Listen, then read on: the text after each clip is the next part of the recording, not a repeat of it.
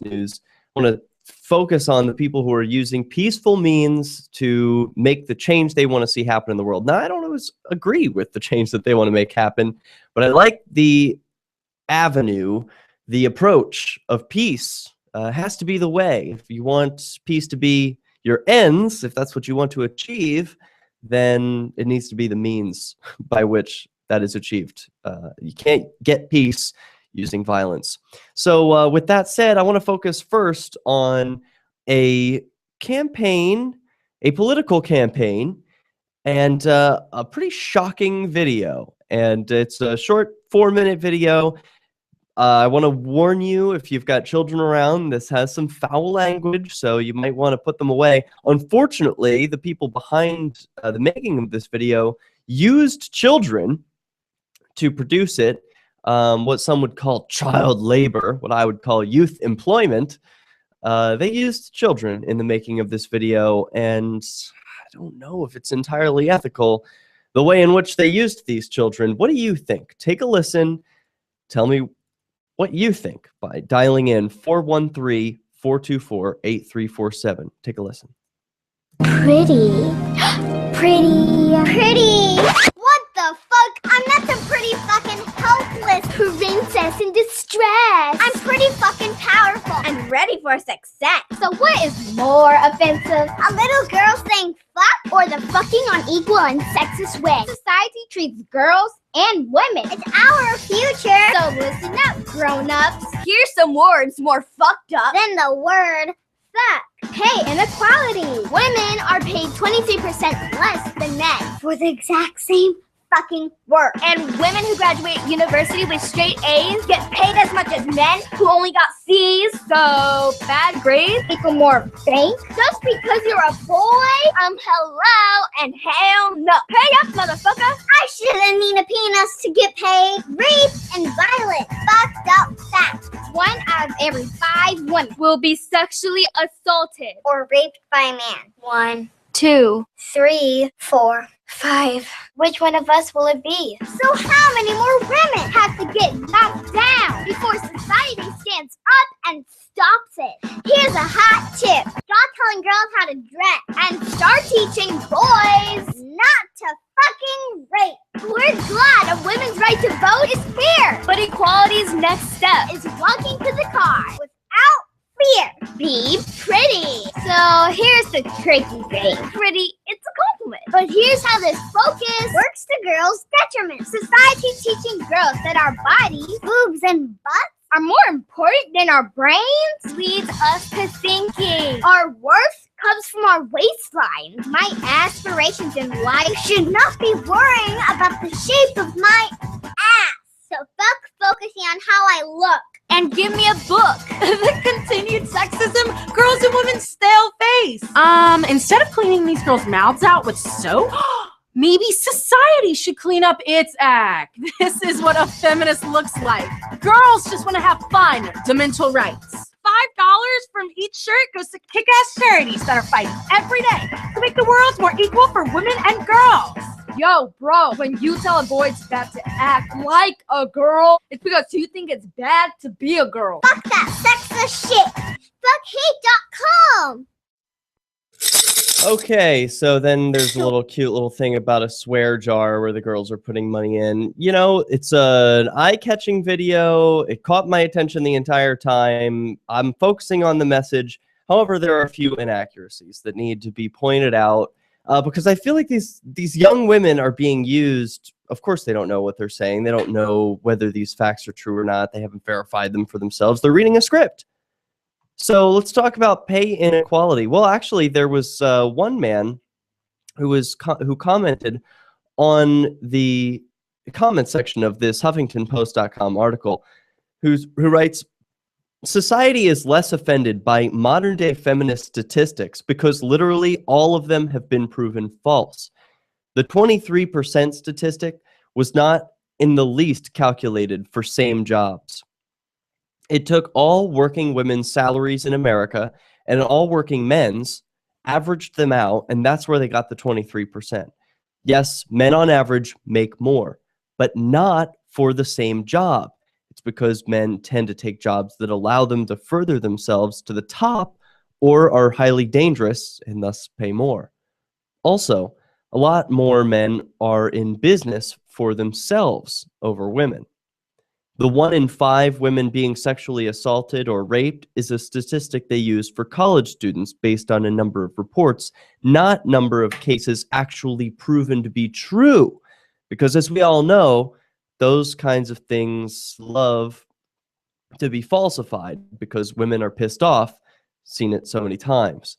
Now, I'm not saying all reports that weren't proven true are untrue, but if feminists have their way, if a girl said one thing, the boy in question would be thrown in jail immediately without trial. Okay, now this is conjecture on one commenter's part.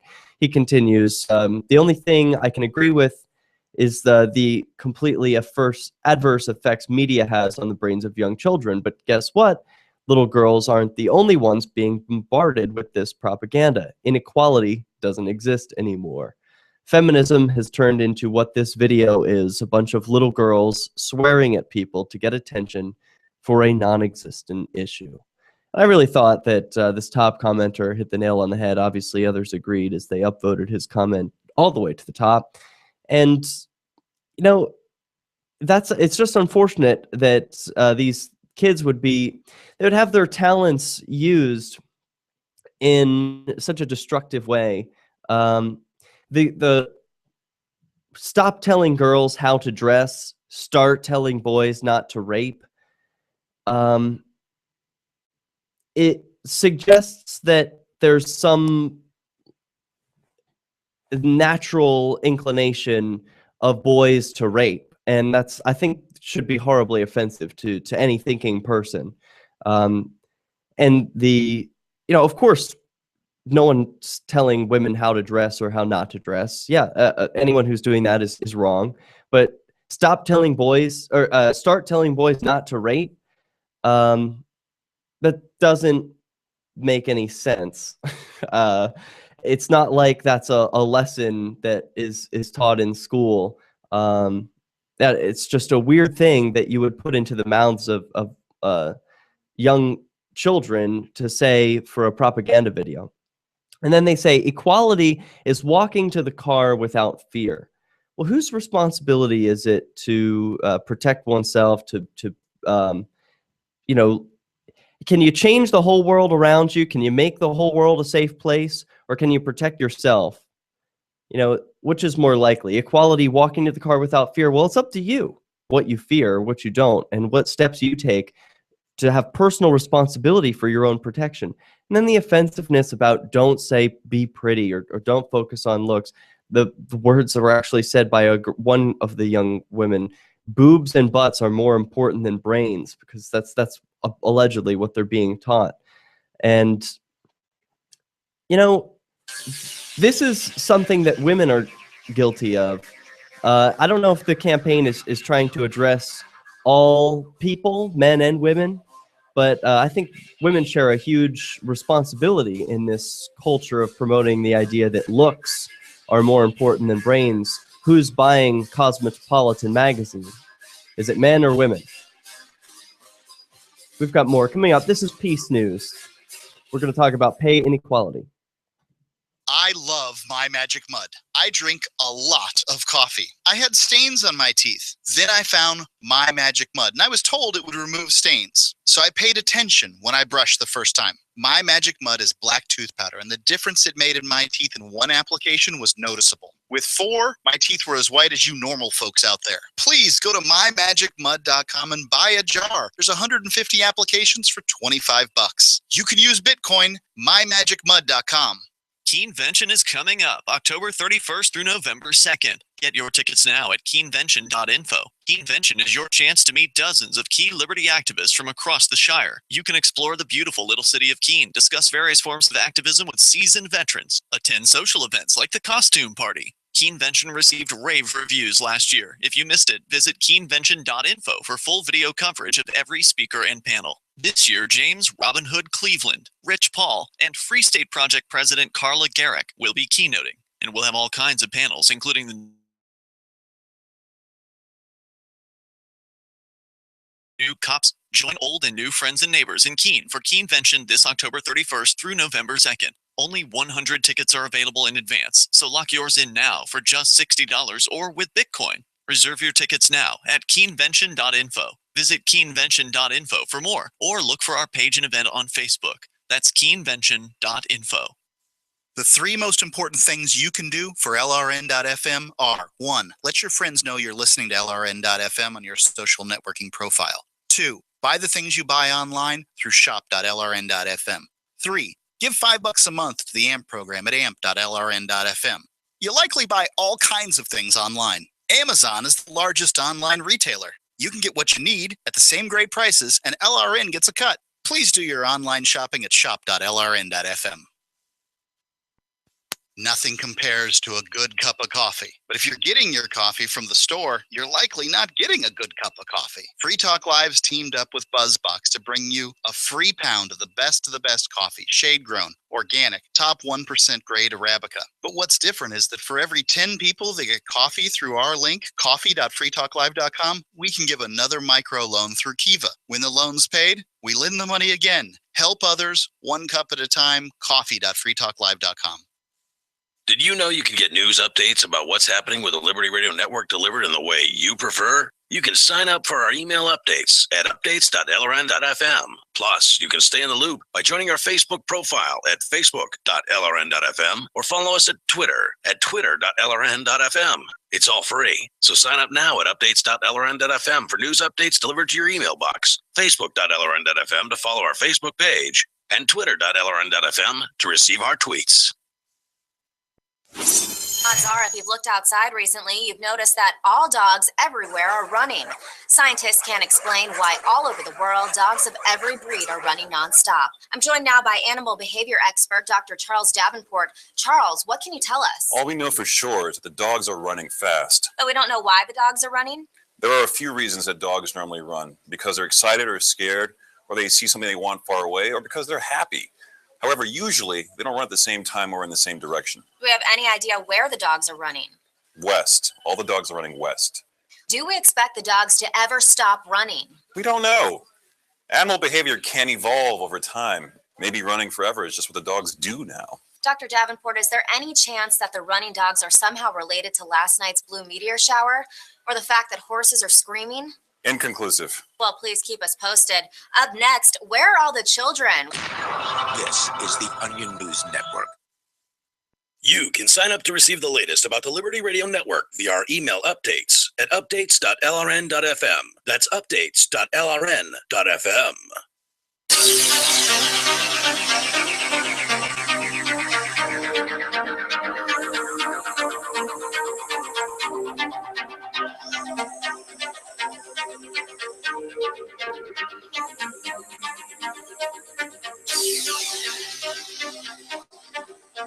Welcome back to Peace News, sharing more stories that affect the world of peaceful resistance, the world of those who value real peace, real freedom, self-ownership. This is something that we can't miss this week. Hillary Clinton has a whoops moment. Some people are comparing it to President Obama's "you didn't build that" moment. She said, "Don't let anyone tell you that it's corporations and businesses that create jobs. Yeah, don't let anyone tell you that. Figure it out for yourself." Here, take a listen. This is her words. Don't let anybody tell you that, it's corporations and businesses that create jobs. You know, that old theory, trickle-down economics. That has been tried. That has failed. It has failed rather spectacularly.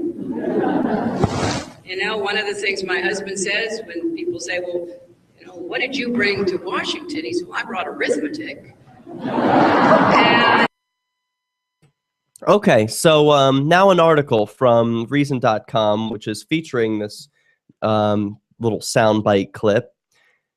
Here is what Hillary Clinton, who is widely expected to run for the Democratic nomination for president, said yesterday while speaking at a campaign event for Massachusetts gubernatorial candidate Martha Coakley. Quote, "Don't let anyone tell you that it's corporations and businesses that create jobs. You know, that old theory, trickle-down economics, that has been tried and that has failed. It has failed rather spectacularly." One of the things my husband said when people ask him what he brought to Washington, he says he brought arithmetic. Well, that settles it. Corporations and businesses don't create jobs, and everyone knows it. It's basic math. Who can argue with math? Just a very well put blog post by Peter Suderman over at reason.com. And yeah, I think it's not too much to delve into there. Politicians say some crazy things, especially during campaign times. She's helping out a campaigning politician, so she's going to be out in the spotlight saying stupid stuff. And I can't wait for more politicians to come to Keene, New Hampshire so we can do some ambush interviews. That's where you hide out with a video camera and are ready to ask some hard-hitting questions of politicians, things about self-ownership or people's rights or their stance on the wars on drugs, unpopular issues. And that's a really cool, fun form of peaceful resistance that happens, well, it can happen almost anywhere, but lots of politicians come to New Hampshire for the primaries. So let's continue with more peace news stories. This one, pretty shocking, just published 2 days ago at Yahoo. "I'm so furious and upset. I just got thrown out of my OBGYN pediatrician's office for breastfeeding." Aaron Pena posted those words on the Facebook wall of KCBD News, Channel 11 in Lubbock, Texas this week after she says she was asked to leave University Medical Center for breastfeeding her 4-month-old child, which is completely within her rights. Not to mention, a pediatrician's office is certainly an unexpected place for such a request to be made of a new mom waiting for her baby's vaccine appointment.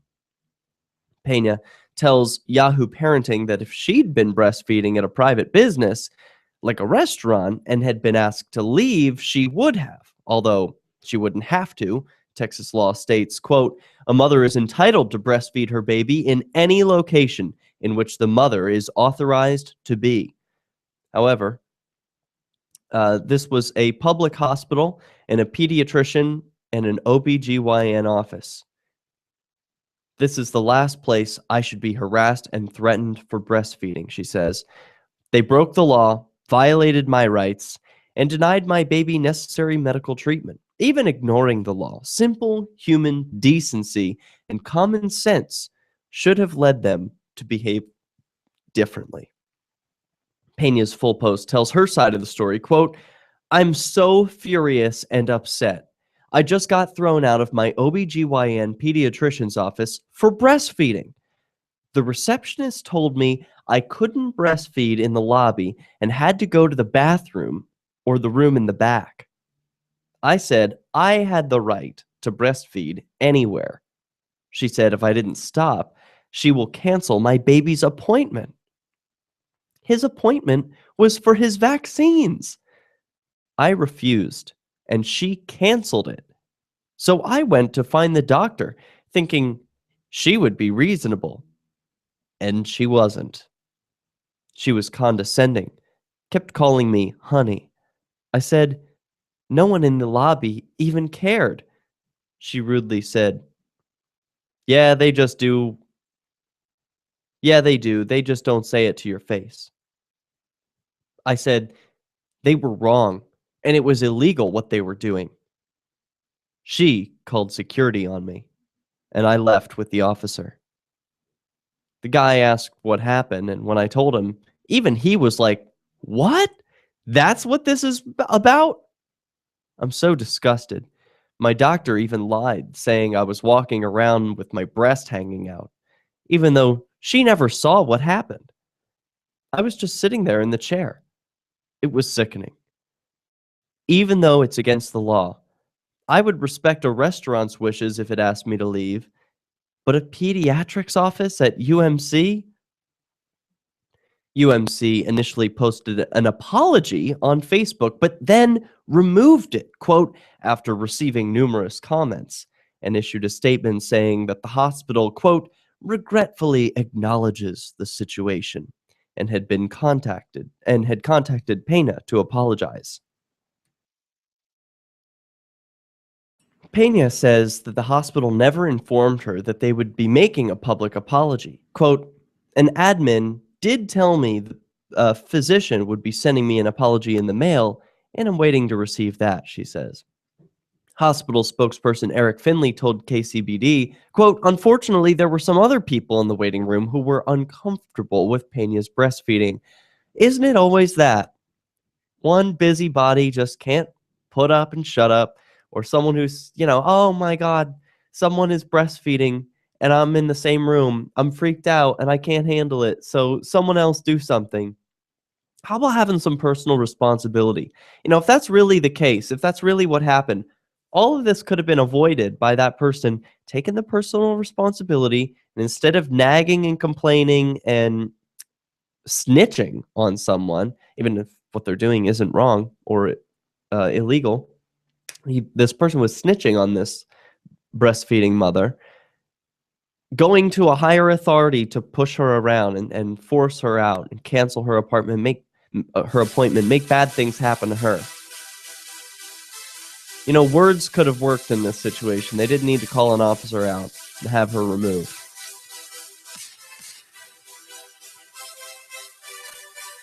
The physician says she was in an area she was not allowed to be, and that's why she was asked to leave. But still, had we acted more appropriately, this never would have happened. Well, it's good that they admit blame. This is Peace News.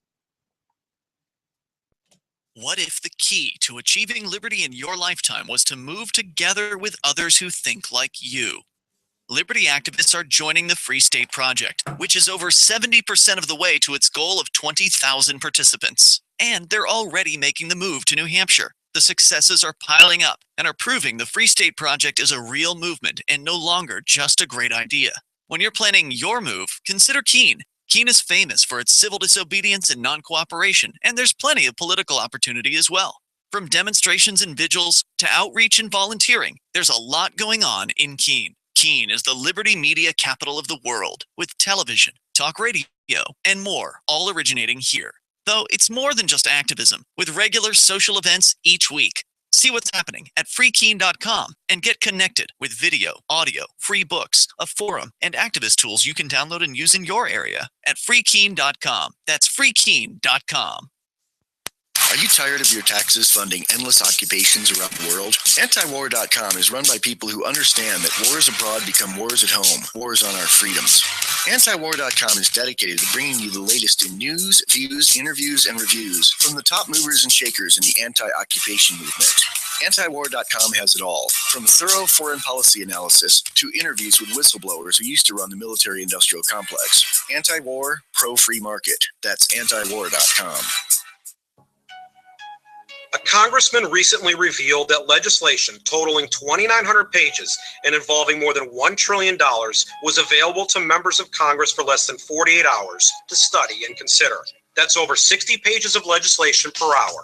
Do you think anyone read the entire bill? I'm Jim Babka with DownsizeDC.org. Consider a proposal buried in a 3,200-page, $388 billion bill, which would have empowered committee chairmen or their agents to examine Americans' tax returns. When this horrible provision came to light, no one claimed to know how it got into the bill. One congressman questioned said, I didn't write it, I didn't approve it, I wasn't even consulted. If your attorney represented you this way, he might be disbarred. But this is how Congress represents you every day.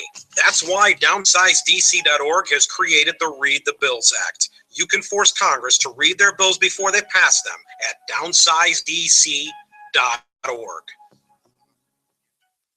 Imagine someone in your community getting in their car, turning on the radio, and hearing the Liberty Radio Network. You can make that vision a reality with your own micro radio station. Visit broadcast.lrn.fm to learn how you can put our programs on the air in your area. You can have LRN.FM running around the clock, and you can even add in your own local shows. Building a radio station is simple, but programming isn't. That's where LRN.FM comes in. Learn more at broadcast.lrn.fm. That's broadcast.lrn.fm. Since time began, tyrants have taken aim at personal liberties. Now there's a movie that aims back. The government has no more right to tell us what to put in our bodies than they have to take our guns or tell us what books we can read. 6 drug police were eaten by bears while raiding a marijuana farm. On your knees, you dirty hippies! On your knees! What's the problem, officer? Today, many cops who enforce pot laws do so only because it provides them with cushy jobs, good benefits, and a chance to push people around. I was an undercover narcotics officer. The drug war is nothing but a farce. The Second Amendment says you got to keep you and your gat intact. Guns and Weed, The Road to Freedom. A film by Michael W. Dean and Nima Vadavi. DVD available now at gunsandweed.com or on Amazon. That's gunsandweed.com. Makes the perfect gift. Remember, that's gunsandweed.com. What's up next? Visit the Liberty Radio Network program guide to find out at shows.lrn.fm. That's shows.lrn.fm.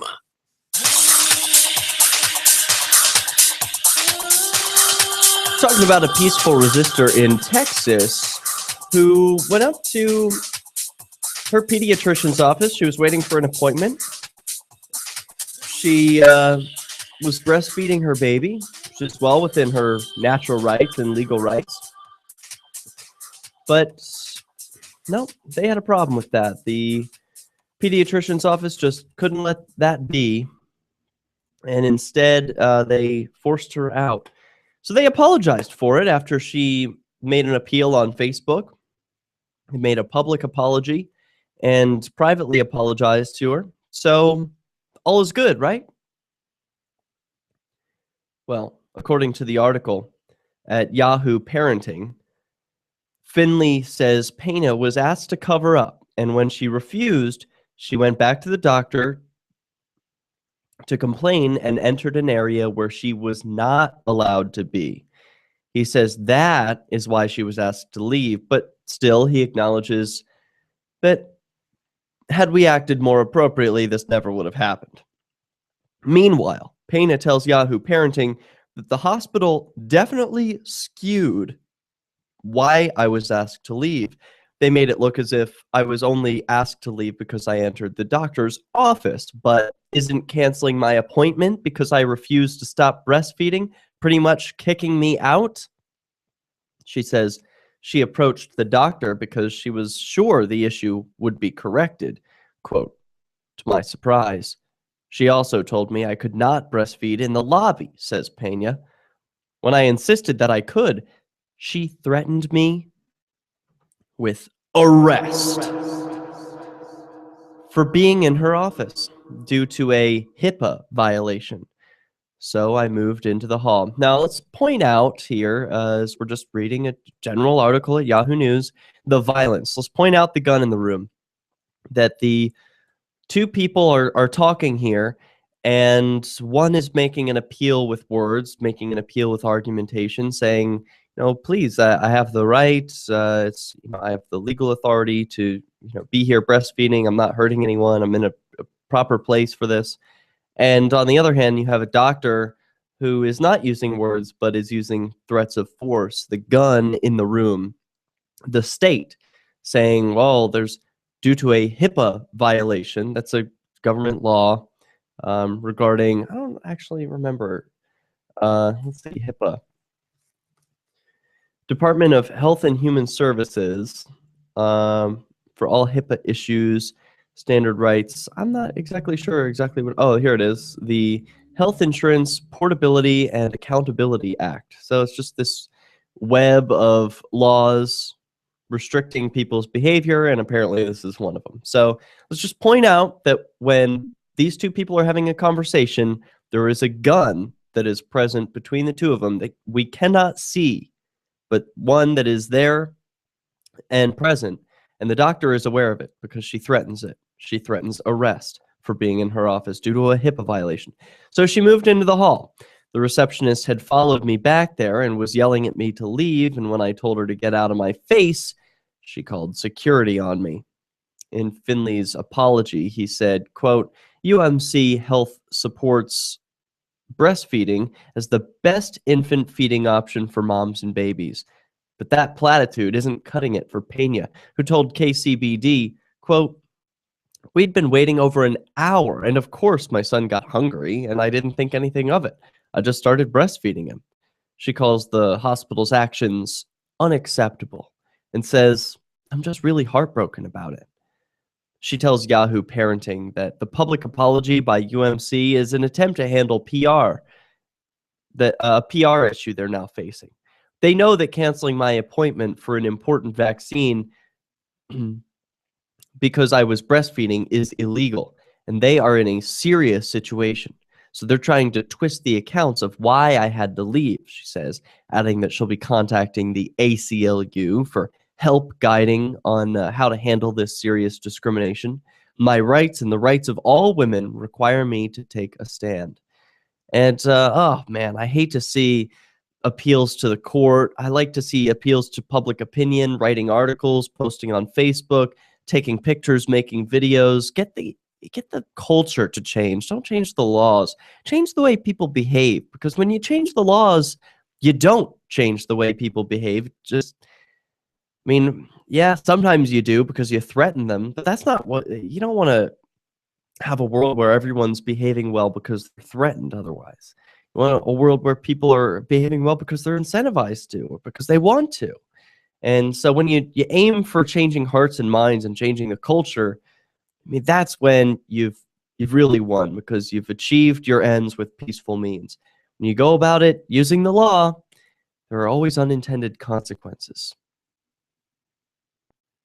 Pena's Facebook page garnered mostly support. Quote, I didn't realize I needed to worry about everyone's feelings. When my baby shows he's hungry, I feed him right then and there, wrote Karen Smith. I know my legal rights, and the doctor's office should educate themselves before trying to embarrass an innocent mother. Keep on nursing, added Amber Barraclough. I will nurse my son whenever, wherever he's hungry, without a cover. UMC health system, respect the breast. But another woman, Julie Wyatt, said, quote, I personally don't like it, but that's not saying it's wrong. I think if they ask you to stop, then you must. That's what pumping is for. Not trying to cause a fight, just my personal opinion. Sorry it happened. Yeah, that's what pumping is for, she says, but that's not a natural human body connection. I mean, infants need touch. This is an essential part of the development of, I think, empathy. I mean, I'm no expert in this, but it's my understanding that children, in order to develop empathy, require contact, human touch. Without it, there are all sorts of receptors in their brains that don't become fully developed, that their happiness levels are forever suppressed, and all kinds of bad things happen when you don't have skin-to-skin contact with young children, infants, as their development with their parents. So yeah, breastfeeding, it is important, and the pump is not a complete substitute. And I don't speak from an expert point of view. So if you disagree and you have a more expert view that you'd like to share, call in 413-424-8347. But continuing from the article, Cassie Tittle wrote that she didn't have any problems with public breastfeeding, but, quote, if a place wants you to go to a nice, comfy room to do that in order to avoid possible drama amongst patients in a waiting room, that should be their prerogative. You know, I agree with that, because I think it's better to be polite than right. It's, more important to respect people's, yeah, of course she has the right to breastfeed there, but have some humility And do the world a favor, or do the room a favor. Be the one who's respectful. Yeah, of course, the other person in the room should follow the same advice. They should be respectful and leave the other person alone. But if you can't, just try and be cordial. Try and make the world a better place. The fighting isn't necessary. And if the doctor's office is offering a nice, comfy room, I see Casey's point. In order to avoid possible drama amongst patients. Yeah, we just want to all get along. So, if you can work out an agreement that's agreeable to both of you, why shouldn't she be able to go to a more comfortable room? Payna says she's overwhelmed by the report that she's received from her community and through social media. Quote, "I never expected to have so many people stick up for me," she says. "I'm humbled and grateful for the encouragement." She adds that the incident has, quote, "in no way made her hesitant to breastfeed." Quote, "I will continue to breastfeed anywhere I choose to." This isn't the first time breastfeeding has spurred heated conversations. In August, women hosting a nurse-in at a Beverly Hills anthropology. In June, a group protested outside the Wendy Williams show after the host said on air that she was for all breastfeeding, but not breastfeeding in public. Shortly before that, a nurse-in was held at a Friendly's restaurant in Connecticut, and Karshla Thurma has also sparked debate for nursing her baby while wearing her cap and gown at her college graduation ceremony. We'll hear more stories of peaceful resistance when Peace News returns.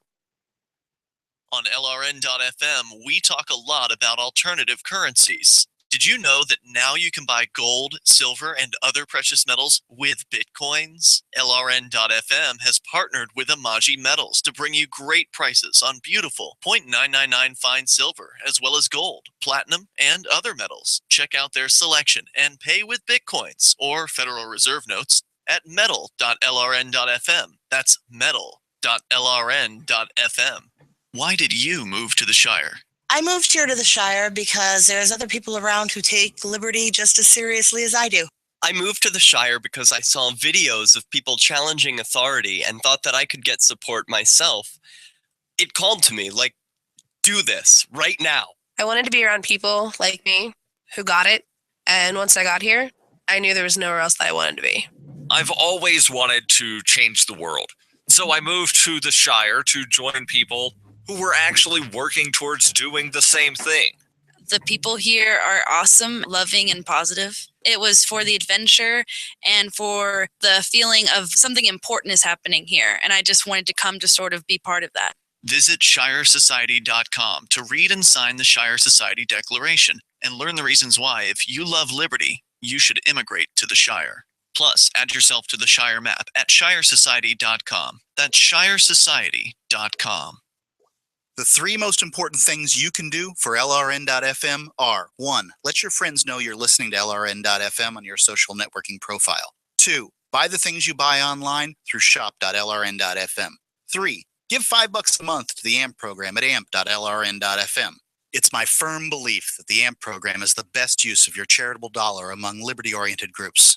Support all your favorite organizations, but make sure you give $5 a month to the AMP program at amp.lrn.fm. If there was a place that liberty-minded people had been elected to political positions and were rolling back government, would you move there? If freedom lovers had secured a 20% voting bloc and can veto most bad bills, would you move? Well, the time has come to sign the pledge at freestateproject.org. These things have happened in New Hampshire, and you can join us and help. freestateproject.org. Sign up now at freestateproject.org. You can't listen to the Liberty Radio Network's internet streams, free satellite channel, or radio affiliates. No worries. You can listen to LRN.FM from any phone, anywhere. Add this number to your phone: 213-493-0309. It's a long-distance call, so make sure you're familiar with your phone's calling plan.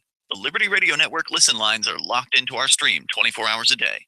Call 213-493-0309. That's 213-493-0309. I've been told no in many different ways. I give you an order and you're going to obey it. You can go this way. You can do that and you have to leave here. You cannot bring signs into the rally. Walk with me. Well, I'm comfortable here, actually. Hey, who do you think you are? Excuse me. There is no video or audio allowed in this office. No, I have work today. You ain't gonna make it. Wait a minute. Forget it. Hey! Oh my God! Unbelievable! Because you're scared me. What am I being detained for? You're being served. What is this? You're being served. What is this? Bureaucrats have a funny way of telling people no. That's the sound of the men working on the chain. Derek J's Victimless Crime Spree. Watch it for free and order the Director's Cut DVD at victimlesscrimespree.com. If you enjoy LRN.FM, please contribute to your favorite shows via their websites and become an amplifier at amp.lrn.fm. That's amp.lrn.fm.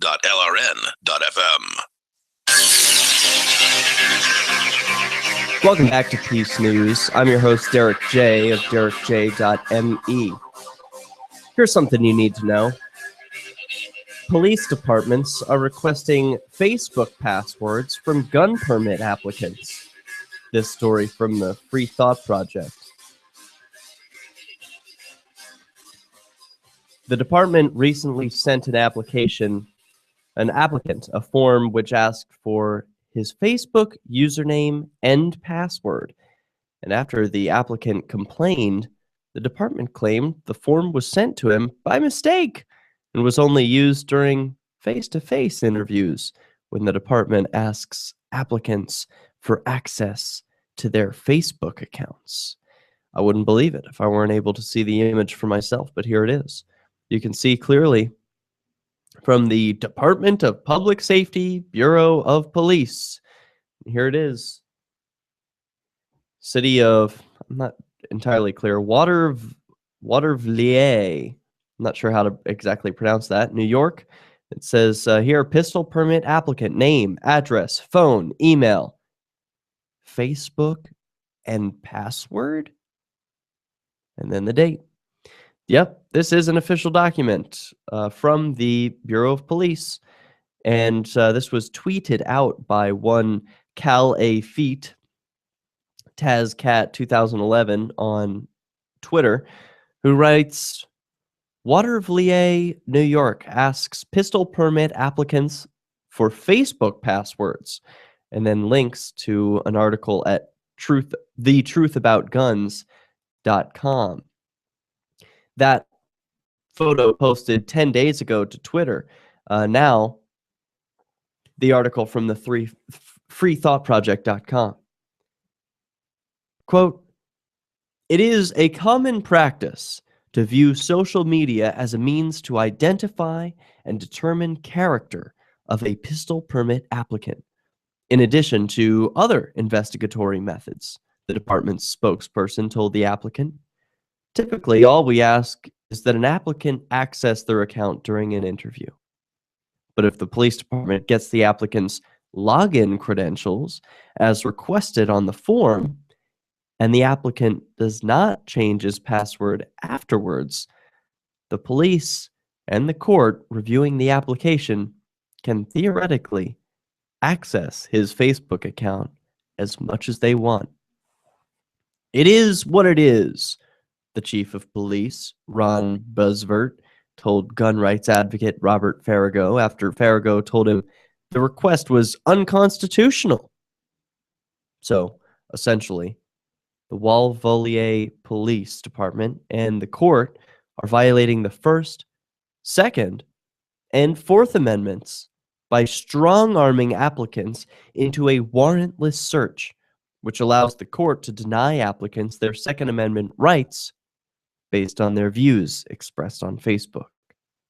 Quote, if you decline, such information is no doubt handed up to the judge deciding yes or no on your application. The question remains, how many people actually gave into this blatant violation of their rights when applying for a pistol permit? The request is also a violation of Facebook's terms of service, which prohibits users from sharing their passwords. Quote, we've seen a distressing increase in reports of employers or others seeking to gain inappropriate access to people's Facebook profiles or private information. Aaron Egan, the site's chief privacy officer, wrote, "The practice undermines the privacy expectations and the security of both the user and the user's friends. If you are a Facebook user, you should never share your password.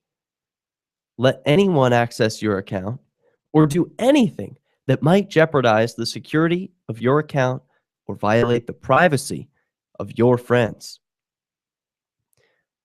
Well, this is a pretty important article and a pretty important revelation that, yeah, most people are going to just give over whatever information is requested of them by authorities.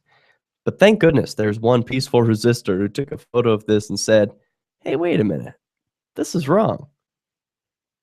Yeah, according to this this article, this one applicant, I mean, he turned this right back into the police and said, hey, this is unconstitutional. Robert Farrago. Yeah, as a gun rights advocate, all it takes is one person to speak up, bring attention to these issues, one picture, one tweet. And now we're reading, thousands of people get to see it through the freethoughtproject.com, Peace News, Infowars.com, and all the other outlets that have picked up this story.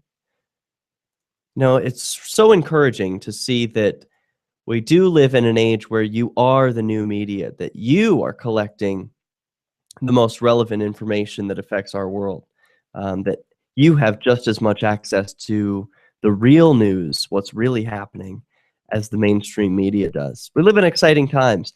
Now, with all of that, let's consider this rather disturbing story about the police departments who say, well, it's just a matter of course for them to steal nude photos from DUI suspects. In a related story, also at thefreethoughtproject.com, published yesterday, John Vibes writes, cop who stole nude photos from woman's cell phone says it's a game among police. Well, that's concerning, given that they're taking people's Facebook passwords. What else could they do? The callousness and depravity with which these officers communicated about my client is dehumanizing, horribly offensive, and degrading to all women. It's going to lead to another level of mistrust and skepticism to the motive of law enforcement in general. And here you can see censored images of a woman's naked body taken via a selfie.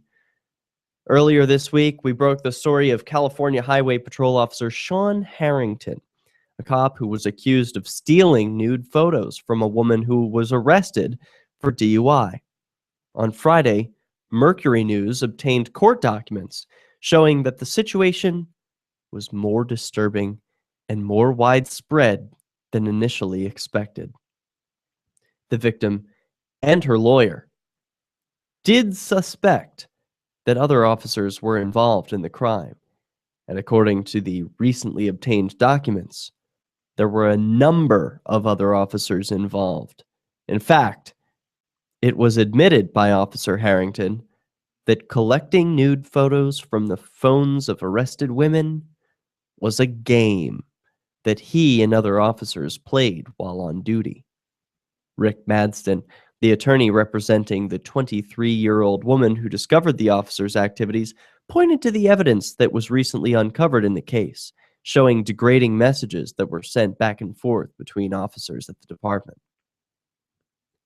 In text messages uncovered during the investigation, Harrington and another officer discussed sharing the nude photos from the woman's phone and spoke in the most crude terms. According to the arrest affidavit, quote, Harrington said he first learned of the scheme when he was working in the Los Angeles office. Harrington said when he was assigned to the Dublin office, he learned from other officers that they would access the cell phones of female arrestees and look for nude photographs of them. Harrington said if the photos were located, the officers would then text the photographs to other sworn members of the office and to non-California Highway Patrol individuals. Harrington described this scheme as a game. In one text message exchange between Harrington and another officer, Harrington promised to send officer nudes and said, quote, "Just return the favor down the road, buddy," with a smiley face. This situation gives a candid look into the sick games that cops play. Indeed. It's a disturbing story to know that, yes, these police are not angels. We are not ruled by benevolent masters. They're as fallible, and perhaps even more fallible, as your average Joe, because they have no consequences for their criminal activities. Stealing a person's cell phone, taking private photographs, and sharing them with unauthorized individuals is a highly criminal activity. Not just according to what's written on paper, according to the law, according to the consciences of decent human beings. It violates the conscience. It violates a higher law, the law of property rights, which isn't being respected. We will work towards a day where property rights are respected. It's happening here, in one place, here up in New Hampshire. We'll return with more on that with Peace News. Keenvention is coming up October 31st through November 2nd. Get your tickets now at keenvention.info. Keenvention is your chance to meet dozens of key liberty activists from across the Shire. You can explore the beautiful little city of Keene, discuss various forms of activism with seasoned veterans, attend social events like the costume party. Keenvention received rave reviews last year. If you missed it, visit keenvention.info for full video coverage of every speaker and panel. This year, James Robin Hood Cleveland, Rich Paul, and Free State Project President Carla Garrick will be keynoting. And we'll have all kinds of panels, including the new Cop Block panel and the new Movers panel hosted by the outlaw Josie Wales. Join old and new friends and neighbors in Keene for Keenvention this October 31st through November 2nd. Only 100 tickets are available in advance, so lock yours in now for just $60 or with Bitcoin. Reserve your tickets now at keenvention.info. Visit keenvention.info for more, or look for our page and event on Facebook. That's keenvention.info. DVD, books, music, instruments, periodicals, computers, software, electronics, photo, cell phone, office products, home and garden, bed and bath, furniture, kitchen, pet supplies, automotive, hardware, apparel, shoes, jewelry, grocery, healthcare, sports and outdoors, toys, games, used, and more. It's a department store at your fingertips. Shop.lrn.fm. Get all your shopping done, get a great deal, and a portion of your purchase goes to benefit the Liberty Radio Network when you shop at Amazon via shop.lrn.fm.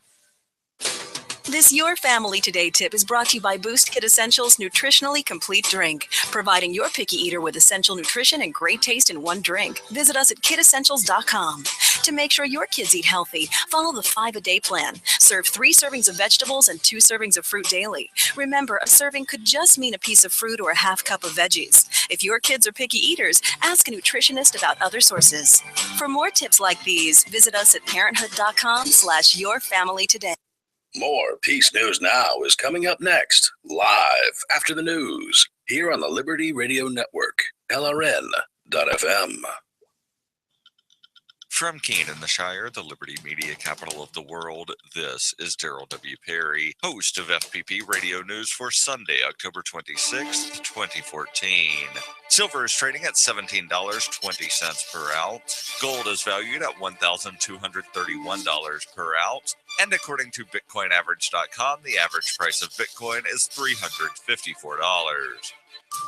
Antiwar.com reports plans for Iraq's Kurdistan regional government to send some 150 Peshmerga fighters to the Kurdish town of Kobani could be greatly complicated as the Islamic State turns some of its focus on attacking the border crossing near Kobani. Kobani is being defended by various Kurdish militias, which have been bringing in fighters from Turkey, and Turkey intended to help the Peshmerga make the crossing soon. The Islamic State, by contrast, is getting its own reinforcements from inside Syria itself and doesn't have to deal with border crossings or traveling long distances to get more fighters into the Kobani area. The Islamic State has been pushing toward Kobani for over a month, seizing hundreds of villages in the surrounding area and making its way to the key border town. Kobani is the last Kurdish territory west of the Islamic State's caliphate, and the loss of it would mean the Islamic State would have an uncontested span of border with Turkey near Aleppo.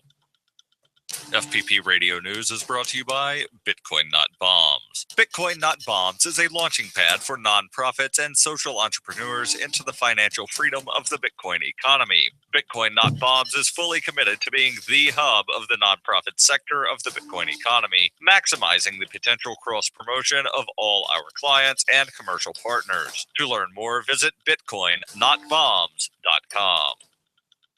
The BBC reports scuffles have broken out near the tense North Korean border between South Koreans, some of whom were launching balloons into the north. Some people throwing eggs and yelling, "Don't put our lives in danger," tried to stop the activists, fearing that leafleting could lead to cross-border exchanges of fire. North Korea called the activist human scum and said the distribution of leaflets could cause all-out war. The North Korean state-run news agency KCNA accused the South of being conniving and having a black-hearted intention. The activists who sent the leaflets are believed to be mostly defectors who have escaped North Korea. They have led a long campaign to undermine the rule of Kim Jong-un.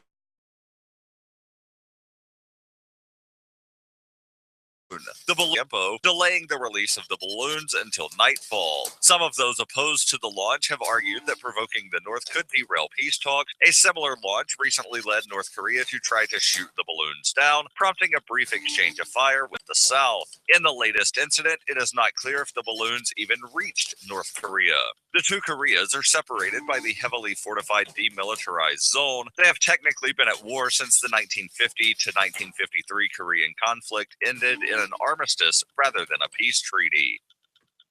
FPP Radio News is brought to you by Roberts & Roberts Brokerage. For over 35 years, Roberts & Roberts has been a trusted source for buying and selling your investment-grade precious metals. They now take Bitcoin for purchasing precious metals so you can turn your profits into a long-term investment. Call Roberts & Roberts today for knowledgeable advice on investing. 800-874-9760.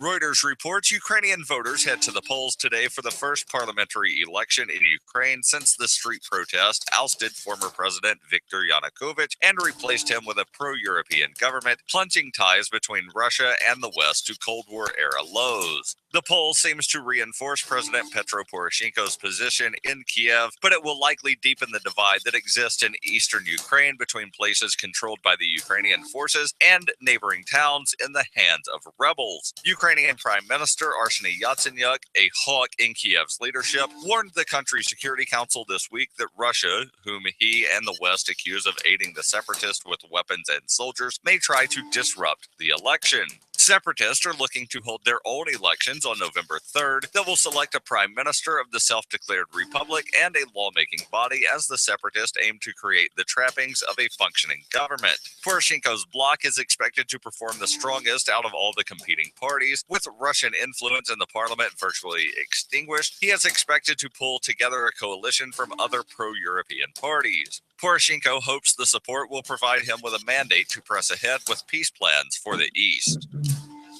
This has been FPP Radio News, online at fppradio.com.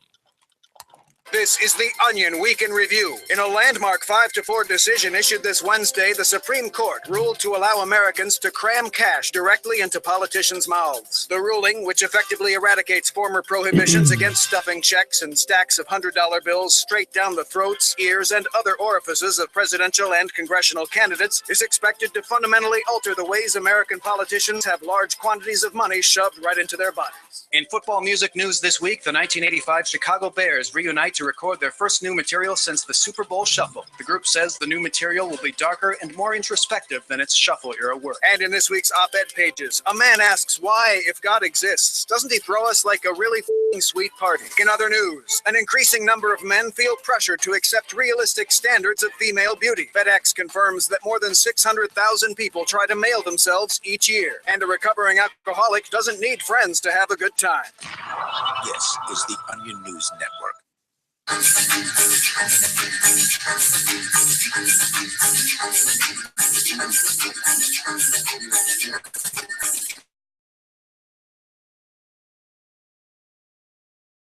Welcome back for 26, 2014. So good to be with you. We're talking about stories of peaceful resistance and those stories that affect our world. That includes the story of a man in Britain who has been convicted for his fantasies. Yes, a man found guilty of owning sexy images of cartoon children. Robble Hawk, age 39, was found guilty of downloading prohibited images of cartoon girls, some in school uniforms, doing dirty deeds. The fact that these manga drawings are available on legitimate sites did not sway the judge, nor did the fact that, oh yeah, there were no actual humans in the pictures. No humans. So, how old exactly is a cartoon? Is the cartoon 7? Or 9? Or just shy of 18? Trick question. A cartoon doesn't have an age because a cartoon is never born. The life meter never started ticking. If owning or admiring the mere drawn image of something illegal is grounds for sentencing, wouldn't we have to sentence anyone who goes to the Louvre and parks himself in front of Ingres's Odalisque? That there's a concubine and bigamy is against the law. Move on to the Mona Lisa, and you're under arrest. More immediately, what if you yourself bought a t-shirt with a big pot leaf on it? Isn't that like drug possession? Or at least fantasizing about drug possession? Wear that outside of Colorado, and maybe you should expect a knock on the door. And while we're at it,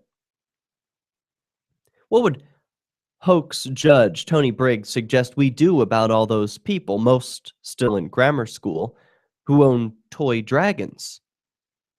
Aren't dragons illegal pets? Or at least wouldn't they be if they existed? It doesn't matter that they're not real, right? Reality seems to be just a trifling detail. So wouldn't the kid with a stuffed puff be guilty of owning or wanting to own a dangerous, if non-existent, beast with the power to both toast and eat people? Lock them up!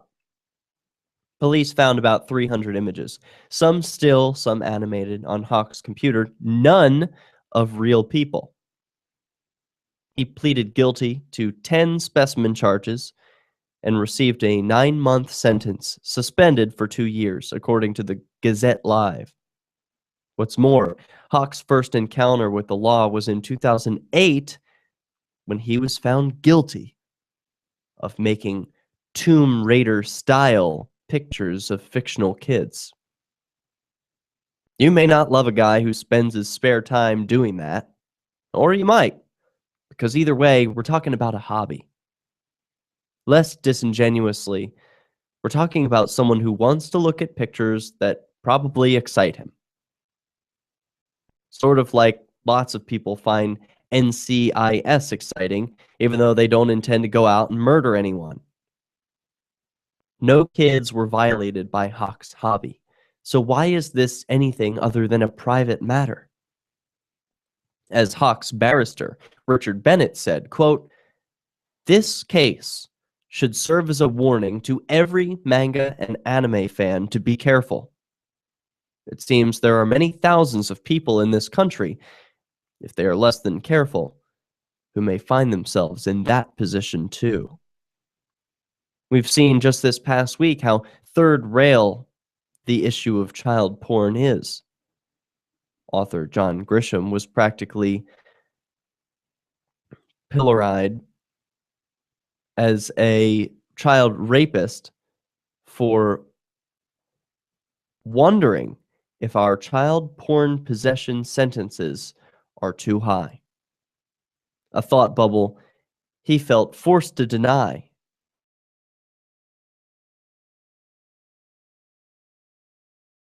Of John Grisham for a gimlet-eyed look at how dangerous it is to even suggest there might be some overkill in our child porn laws, even though guys with a small stash of the stuff can end up with much longer sentences than men who actually raped a child. So perhaps John Briggs is onto something. If you want to fill the jails, just arrest anyone who has ever had a sexual fantasy that involved something other than one man, one woman, a notarized letter of consent, just to be safe, and a condom. Ditto. Beautiful article by Lenore Skenazy. It's got just the perfect amount of snark to it, as Lenore typically has. It's just a wonderful article, and really something concerning about, yeah, this is just one man. And yeah, he may not be, he may not have a hobby that you value or think is interesting or valuable, but the reality is that he hasn't hurt anyone. He's not even accused of having hurt anyone. He's accused of being in possession of cartoons. And for him to be charged with a crime, convicted, sentenced to 9 months in jail, albeit suspended for 2 years, but still sentenced. The fact that he could serve time in a prison for the crime of having ink on paper is, to me, it's unconscionable. I can't imagine that his sentence would ever be invoked. But just the mere fact that he was sentenced to time in jail away for that, I don't even know how to react to it, frankly. But this is just part of a growing trend, underlining the reality that there are certain groups of people who live among us who believe that you do not own yourself, that it doesn't matter if you haven't hurt anyone. Your property is not your own. It belongs to your masters. They're able to sift through it. If they find something they don't like, then you're in trouble. It doesn't matter if you haven't hurt anyone, because it's law by man. Rule by man, not rule by law. So these judges, these lawmakers can just dream up anything. They make new laws every day, every year. There are stacks of new laws that are added to the register, and we can't even count how many laws are on the federal books. But yet more get added every year. And so, yes, it's part of a growing trend. Let's talk about this one. New law lets IRS seize accounts on suspicion. No crime required. This from a little-known publication called the New York Times. For almost 40 years, Carol Hinders has dished out Mexican specialties at her modest cash-only restaurant. For just as long, she deposited the earnings at a small bank branch a block away. Until last year, when 2 tax agents knocked on her door and informed her that they had seized her checking account almost $33,000. The Internal Revenue Service agents did not accuse Miss Hinders of money laundering or cheating on her taxes. In fact, she has not been charged with any crime. Instead, the money was seized solely because she had deposited less than $10,000 at a time, which they viewed as an attempt to avoid triggering a required government report. How can this happen? Ms. Hinders said in a recent interview.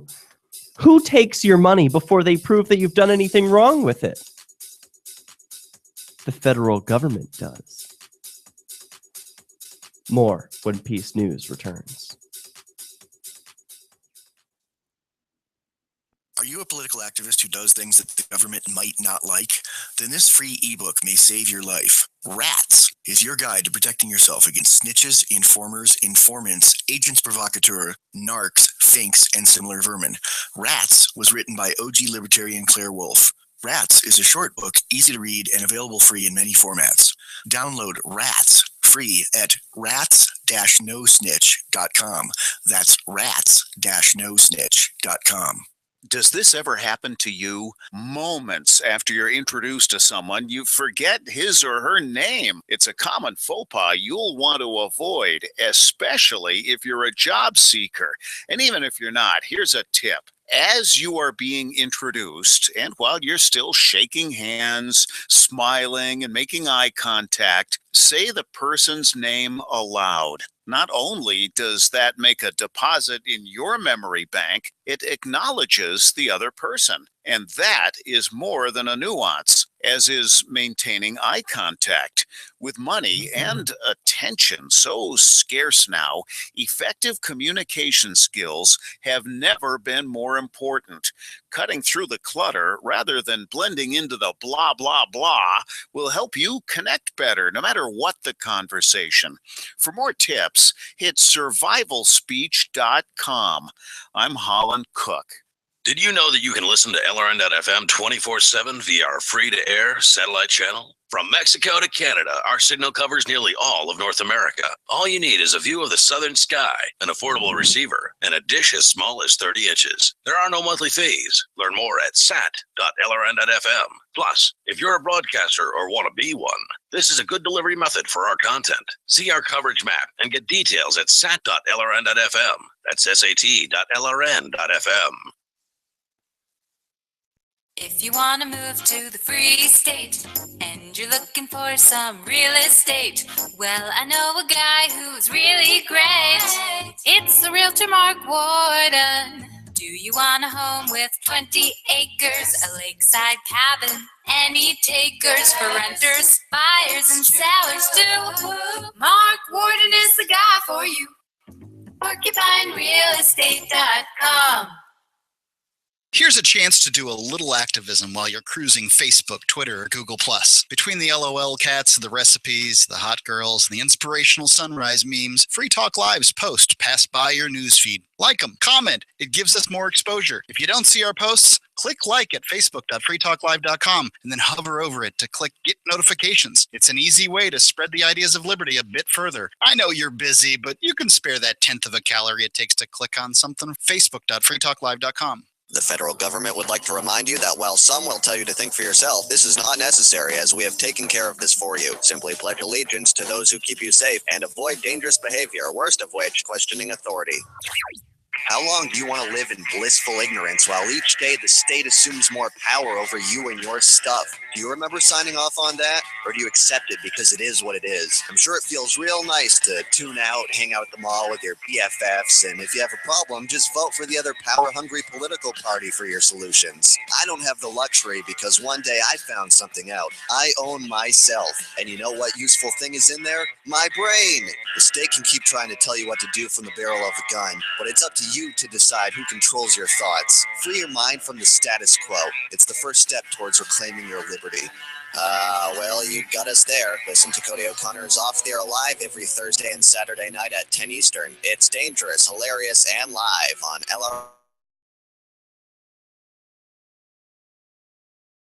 LRN.fm. Chat with other listeners anytime at cam.lrn.fm. That's cam.lrn.fm.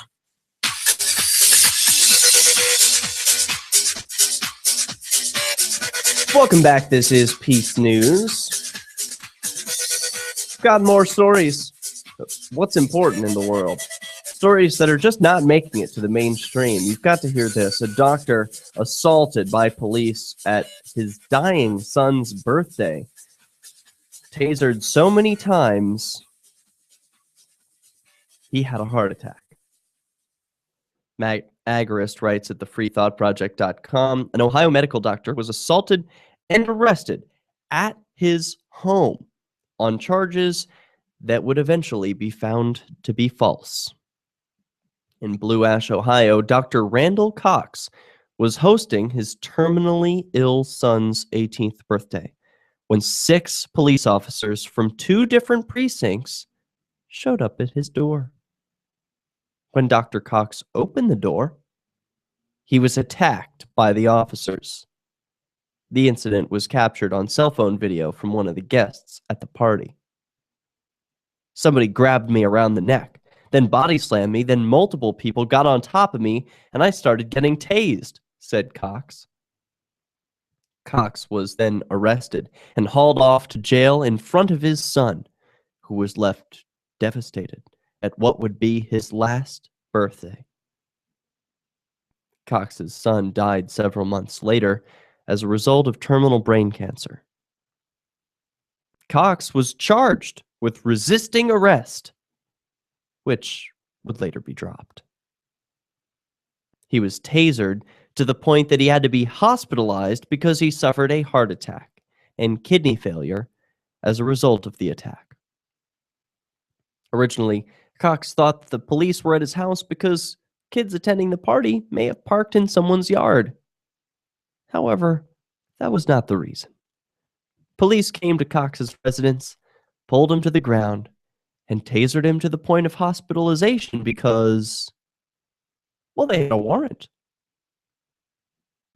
They had a warrant based on false information from his ex-girlfriend who had told police that Cox violated her protection order. Police showed up and wreaked havoc. Cox's ex-girlfriend said he harassed her at a gas station. However, according to WLWT, eventually the case went to court. Defense attorneys found security video at the gas station showing the woman, but Cox was not there. In fact, at the time, he was seen on security cameras at a cell phone store. So it was a lie. So one woman, who happens to be this man's ex, can make an allegation to a police officer, well, he violated my protection order. Come protect me, state.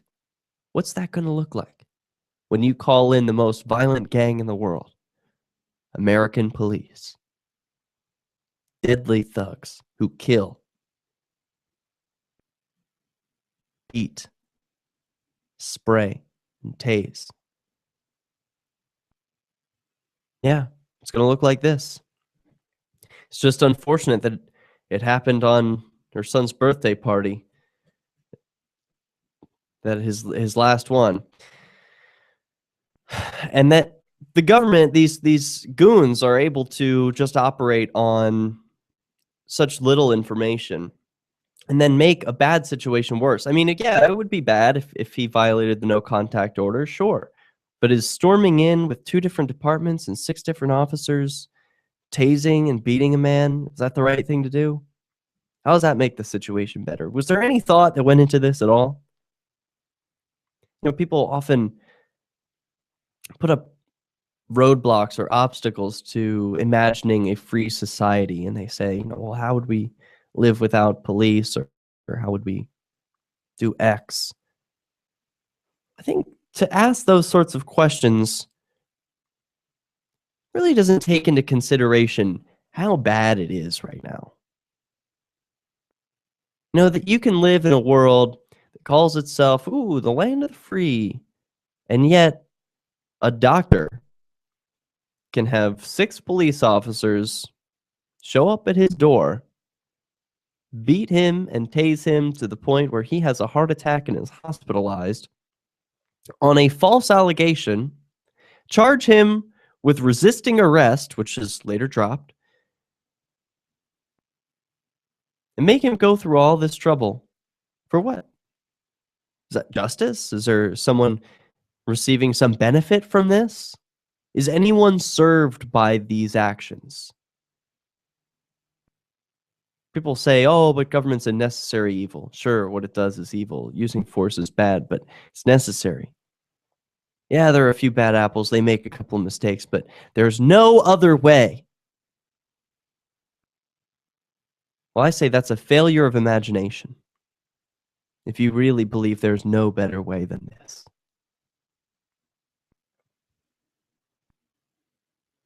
Because we presented evidence clearly indicating he was not guilty of violating the protection order and not guilty of resisting arrest, and because of that evidence, the judge dismissed the case with prejudice, said defense attorney Clyde Bennett. Monday, Cox filed a federal lawsuit against the two tri-state police agencies claiming they used excessive force. No officers were found to be at fault for their lack of investigation or their alleged use of excessive force. Well, isn't that a surprise? When the police investigate themselves, no officers were found to be at fault. Gee, I think there's a conflict of interest here.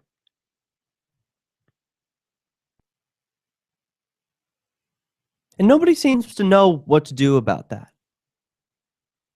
I've got a solution. Stop paying them. You know, when I don't like a job that someone's doing, they don't get paid.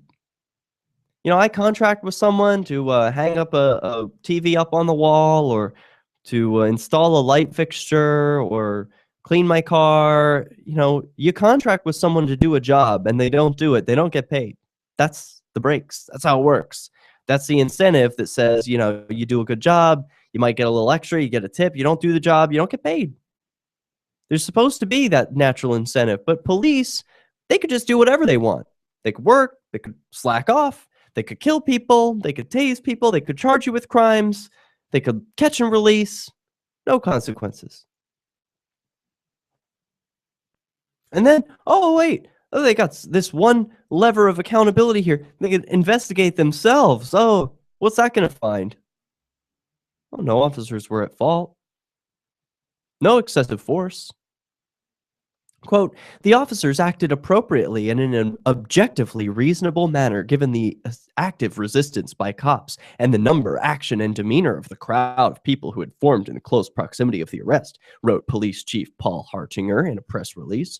Well, yes, acted appropriately, objectively reasonable. Yes, who can argue with that? It's objective. Talking about what is objectively reasonable. Coming up next, benswan.com published an article yesterday. Headline, federal funds fuel nationwide increase in no refusal blood draw DUI checkpoints. National Highway Traffic Safety Administration has been offering grants and toolkits to state and local government agencies in exchange to encourage them to conduct no-refusal checkpoints. This is a national health care alert from the Health Hotline. If you, a family member, or a loved one suffers from knee pain and have Medicare as your primary insurance, we've got great news. You could qualify for a pain-relieving knee brace at little or no cost to you. Get free delivery, and all the paperwork is handled by our accredited suppliers at no charge to you. So if you're on Medicare and have knee pain, don't wait. You may qualify to immediately receive a pain-relieving knee brace at little or no cost. Friendly agents are standing by 24/7 to help you. We also have other pain-relieving braces too for your shoulder, ankle, or back. You may be eligible to get these items and more at little or no out-of-pocket cost. Our friendly representatives are standing by now to help you, so please call now. 800-301-2963, 800-301-2963, 800-301-2963, 800-301-2963. Are you tired of governments murdering people around the world? Stop using their money. There is an alternative. Bitcoin is a stateless, free market, non-political currency. Bitcoin cannot be inflated or controlled by any government. By using their money, you are helping the state. You have an incredible alternative available now. Learn it, use it, spread it. Get started with Bitcoin at weusecoins.com. That's weusecoins.com. Free Press Publications is an independent, alternative media and publishing company founded in June 2009 with the mission of ensuring a free press for the freedom movement and is committed to spreading the message of peace, freedom, love, and liberty. FPP also gives new authors an avenue for publishing freedom-oriented material. FPP brings you daily news and commentary on the website fpp.cc, as well as a daily 5-minute newscast, FPP Radio News, and weekly news, views, and commentary in the FPP Freedom Minute and Peace, Love, Liberty Radio at fppradio.com, and the monthly newspaper FPP News at news.fpp.cc. Find FPP online at fpp.cc. That's fpp.cc, as in Creative Commons. Now that you've found the Liberty Radio Network at LRN.FM, you may want to help expose others to our great programs. To assist you in doing so, you'll find resources at promote.lrn.fm, including details on how to get a free bumper sticker, quarter-page flyers you can print out and distribute, banners for your website, as well as files that will allow you to make your own custom banners and graphics. Visit promote.lrn.fm and help bring new listeners to the Liberty Radio Network. That's promote.lrn.fm. On Free Talk Live, we're bringing people to the ideas of liberty every day. From wrestling superstars like Glenn Jacobs. You guys really are having an impact, I believe. Like I said, a lot of where I am now is due to listening to Free Talk Live. You changed my mind on some very important issues years ago. To random people tuning in on the radio. I was kind of stuck in the left-right paradigm. I heard your show by chance on a Saturday night. From there, I went on, joined the Free State Project, and become an amplifier. So, I mean, that's really the reason why I amp is because I know that if it wasn't for you guys being on as many stations as you are, I never would have found the ideas of liberty. Your amp will directly change more lives by getting Free Talk Live in front of people looking for talk radio online and on the air. Find out about giving to our Google AdWords campaign at amp.freetalklive.com. That's amp.freetalklive.com. You're listening to the best liberty-oriented audio streamed around the clock, on the air, and online. This is the Liberty Radio Network at LRN.FM.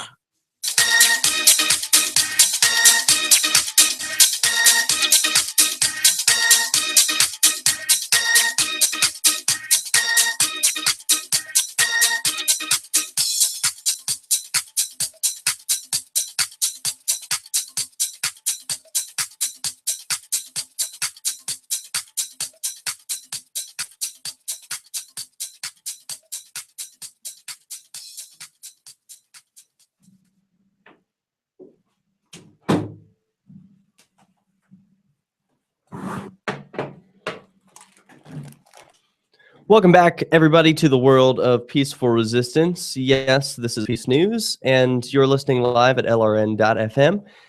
We return to a story from benswan.com, where federal funds are being used to fuel a nationwide increase in no-refusal blood draw DUI checkpoints. We just heard a story about a doctor being assaulted by police. Now we're trusting the police to draw people's blood without their consent.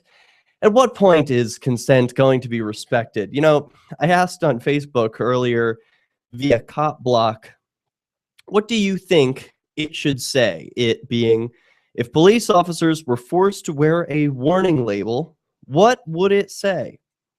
And I got some terrific responses I wanted to share with some of the audience before we continue with this next story. Lusander Fiend says, warning, may cause death or physical harm at any time for any reason, which I think is the best one, frankly.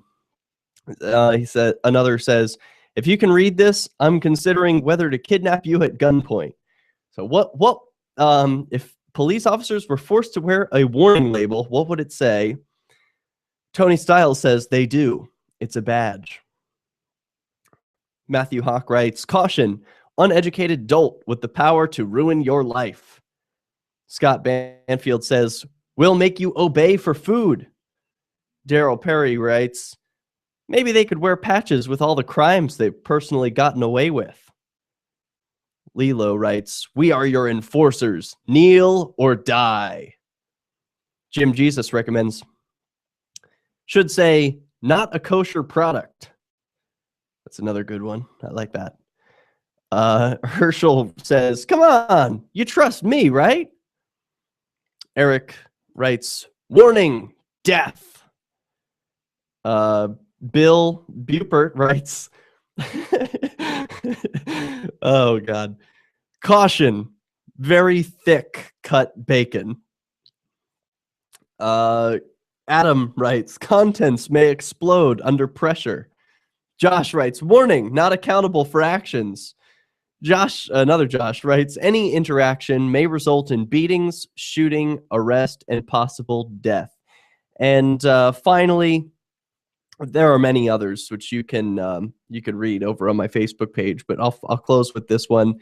Ben writes, contents may explode if shaken, which I thought was also just a creative visual for picturing a police officer being physically shaken up and down like a, I don't know, can of hot chocolate or something. So, all right, let's turn to this story now that we've had a little bit of a laugh at the expense of these thugs. Federal funds fuel nationwide increase in no refusal blood draws. What is this about? BenSwan.com writes, BenSwan.com often reports on various no refusal DUI checkpoints that are being implemented periodically by police in states across the U.S., at which motorists who are suspected of driving under the influence and refuse a breathalyzer test are sometimes forced to submit to a blood test against their will. In fact, ABC 22 reports that such checkpoints are being implemented this weekend in Ohio.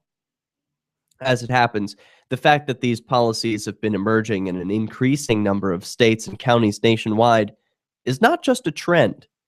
According to USA Today, the National Highway Traffic Safety Administration, a bureaucracy in the executive branch of the federal government under the Department of Transportation, has been providing state and local government agencies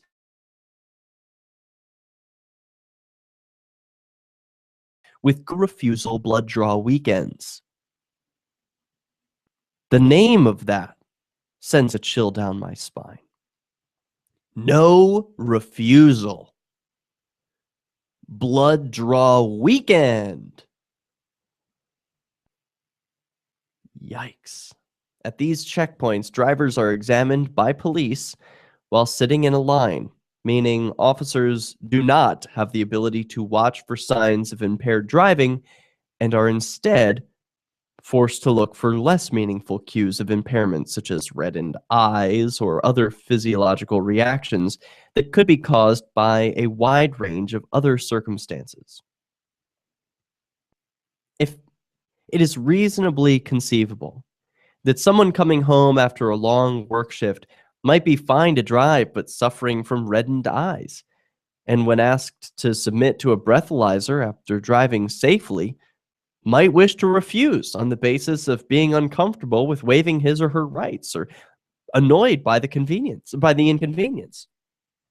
In such a situation, a judge or judicial assistant called a magistrate would provide a warrant via telephone for a forced blood extraction. Yes, that's right, a forced blood extraction. Criminal defense attorney Kevin Camp told USA Today that he believes this process is used as a way to circumvent the law and allows suspects to refuse a breathalyzer.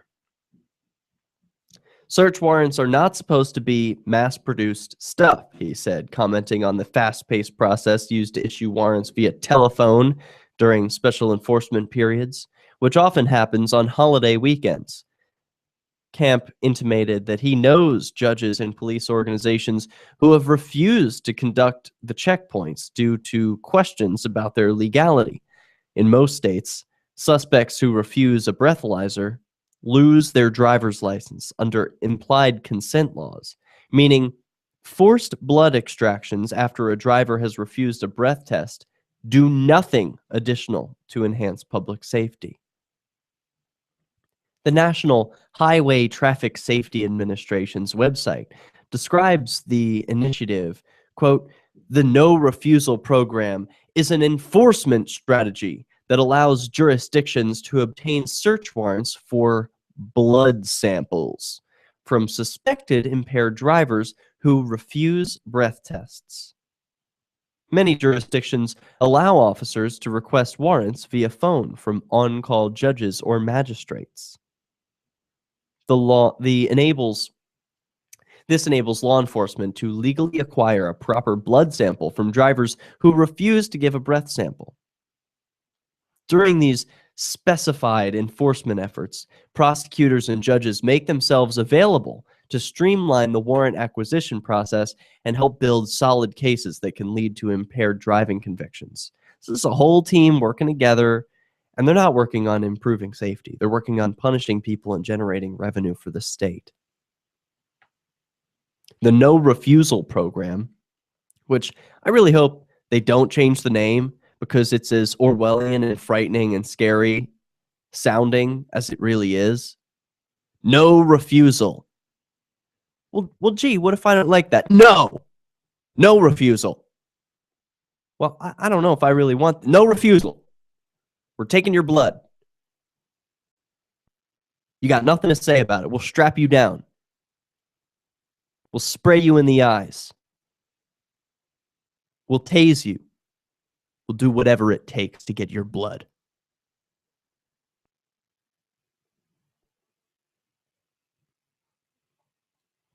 The No Refusal program should be highly publicized to let the public know that their chances of being caught, arrested, and convicted increase during these efforts. That, according to the National Highway Traffic Safety Administration. But 30 states currently have laws on the books that could, in theory, allow them to conduct no refusal weekends. Some states, like Texas, accept grant money for the blood draw initiatives. And I want to get to that when we return. This is Peace News.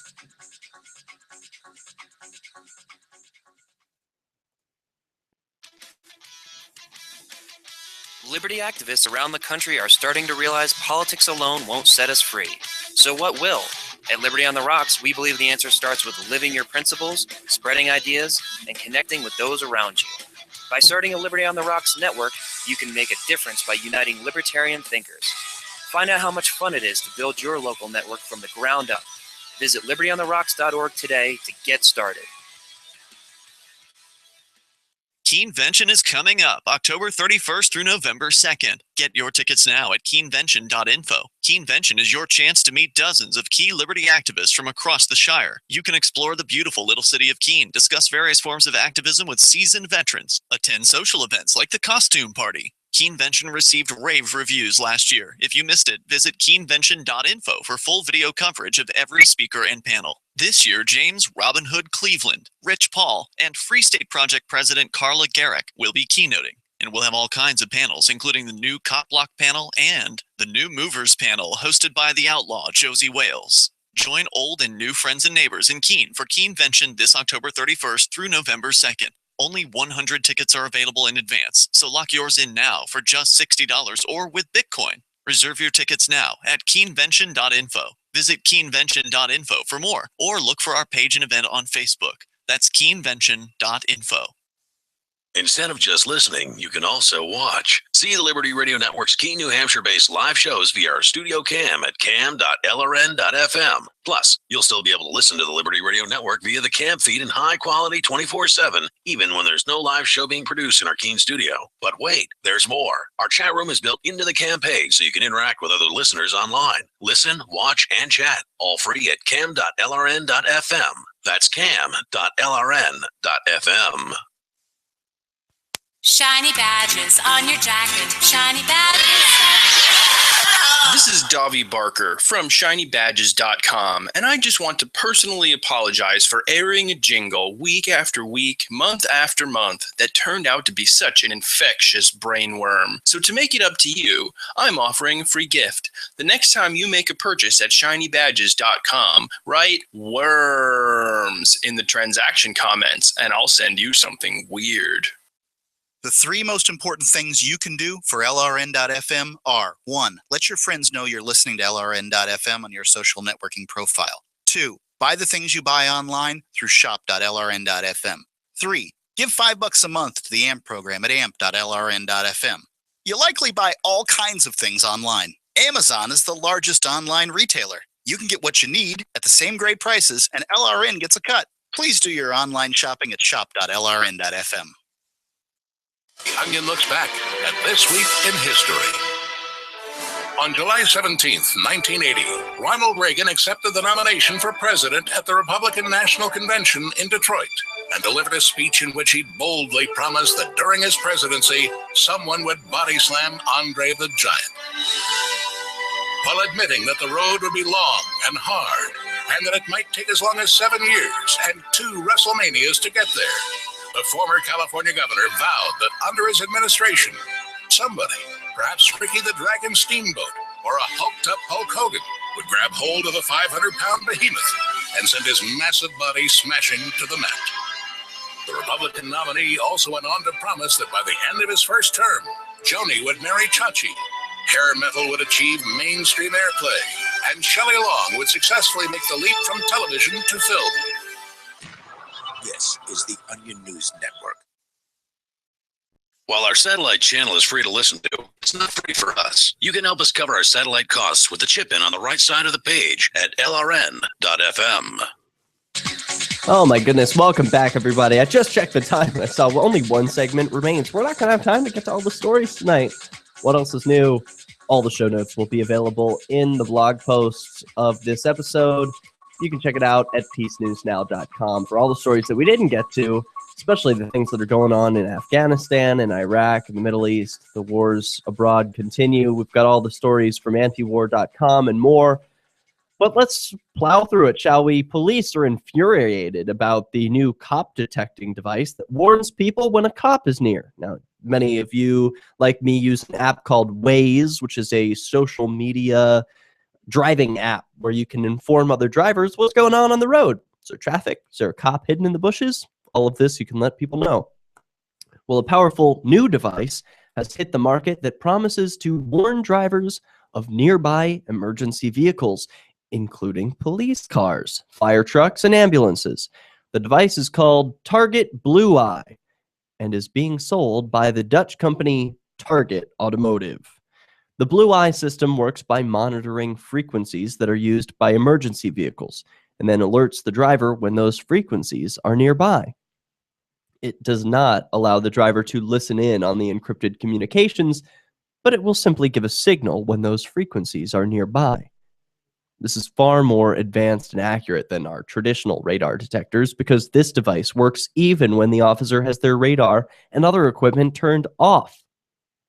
Police representatives and mainstream media sources are not pleased that this device is on the market because it will give oppressed drivers an edge on police who depend on the element of surprise to generate their revenue. The Sunday Times published an attack piece on the invention this week, calling it a gadget for crooks, and suggested that it undermines the goals of law enforcement. Yeah, but is anything like this, should that really be illegal, being able to measure the frequencies that are around a person? Let's take a listen and a look at their ad. Target Blue Eye is a gadget installed in your car that listens for signals on the radio frequencies used by emergency services. If it detects any up to a kilometre away, the £999 device lights up and beeps. It's marketed as a way of letting drivers know if a police car, ambulance or fire engine is racing up behind and needs to get through, but also alerts owners to vehicles not on call, undercover police cars and officers on the beat. Safety campaigners aren't convinced that drivers will use it responsibly.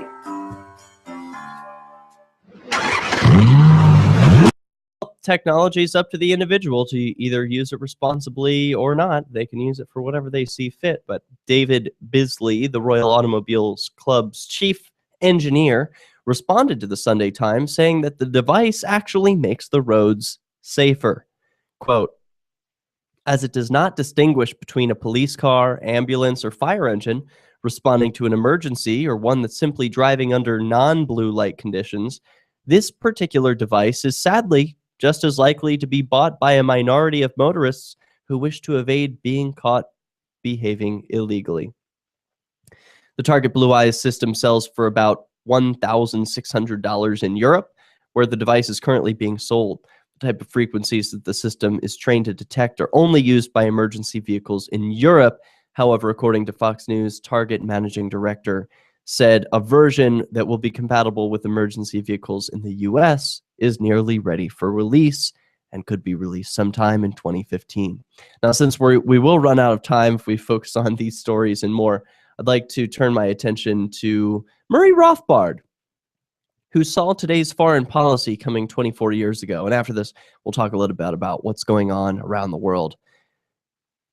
Murray Rothbard identified the neocon agitation to replace the old perpetual war with a new one as soon as it started.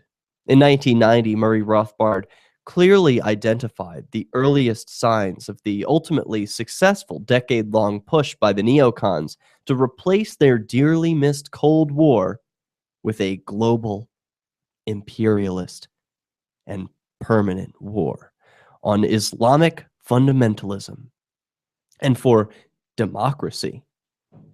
He wrote in his April 1990 column, The Post-Cold World War, Whither U.S. Foreign Policy, which can be found in the collection of The Irresponsible Rothbard, or The Irrepressible Rothbard, excuse me.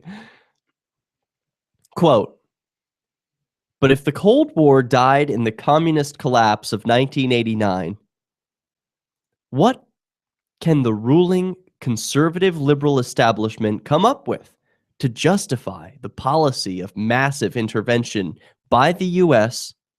everywhere on the globe? In short, what cloak can the establishment now find to mask and vindicate the continuance of U.S. imperialism? With their perks and their power at stake, apologists for imperialism have been quick to offer excuses and alternatives, even if they don't always hang together. Perhaps the feeling is that one of them may stick. The argument for imperialism has always been two-edged, what the great old rightist Garrett called in his classic People's Pottage, a complex of fear and vaunting. Fear means alleged threats to American interests and the American people. To replace the Soviet international communist threat, 3 candidates have been offered by various establishment pundits. A third threat has been raised in the Wall Street Journal by that old fox, the godfather of neocons, Irving Kristol. Kristol, in a rambling account of the post-Cold War, leaps on the Islamic fundamentalist threat and even suggests that the U.S. and the Soviet Union should discreetly cooperate in putting down this looming world period. Here we see a hint of a new conservative liberal concept, a benign rule of the world by the United States, joined by the Soviet Union as a sort of condominium junior partner, along with Western Europe and Japan. In short, an expanded trilateral concept. Of course, pinpointing Islamic fundamentalism comes as no surprise from the neocons, to whom defense of the State of Israel is always the overriding goal. But in addition to the negative, there is the positive, the vaunting along with the fear. The positive carrot is the old Wilsonian dream of the U.S. as a global imposer of democracy, since very few countries can pass the democracy test or have ever done so. This poses an objective that suits the establishment interventionalists fine. For here is a goal that can never possibly be achieved. A goal that can never be reached, but can always be kept shimmering on the distant horizon, is perfectly tooled for an endless policy of massive expenditure of money, arms, blood, and manpower in one foreign adventure after another. What the great Charles A. Beard brilliantly termed perpetual war for perpetual peace. Prophetic words by Murray Rothbard. Now we turn to what's going on in today's headlines. As we see, are the Marines ending their Afghanistan operation? Well, the story from CBSNews.com says so. They're coming home. But is that true? I'm skeptical. In a ceremony Sunday morning in dusty desert sunlight, U.S. Marines and British combat troops officially marked the end of their operations in Afghanistan, transferring Camps Leatherneck and Bastion to Afghan control.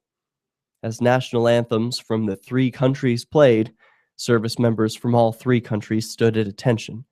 The Marine flags were ceremoniously furled and cased in recognition of the end of the mission. But is that just symbolic? Because other headlines indicate that the killing hasn't stopped. 716 killed as Army and Peshmerga forces liberate Iraq towns. Hundreds of militants were killed in security operations across Iraq on Saturday. At least 2 strategic towns were brought back under Iraqi control or Kurdish control. 2 more towns were also liberated, but at least 716 people were killed and 107 were wounded.